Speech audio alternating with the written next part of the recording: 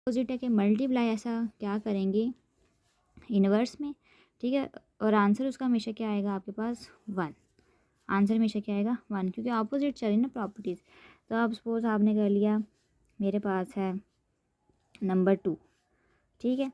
तो इन्वर्स में आप क्या यूज़ करते हैं, जैसे एडिटिव इन्वर्स में आप अपोजिट साइन वाला नंबर यूज़ करते हो और आंसर 0 आएगा।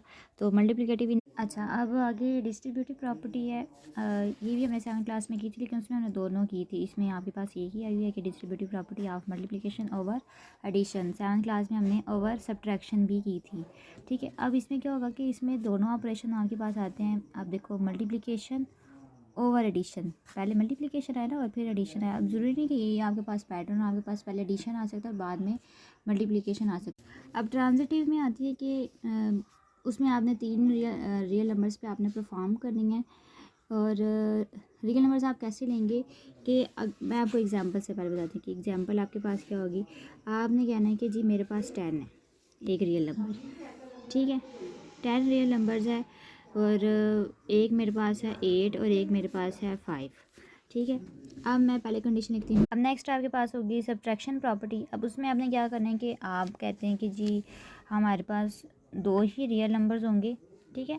और तीसरा आप कैसे लेके यूज़ करोगे उसको, सी आपके पास ऐसे आएगा कि आप उसमें सब्ट्रैक्शन करवा रहे होंगे, ठीक है। तो 3 रियल नंबर्स पे परफॉर्म होगी, साफ साफ नज़र आती है कि उसमें सब्ट्रैक्शन प्रॉपर्टी यूज़ हुई है कि 2 नंबर्स आपके लेस देन में है, ठीक।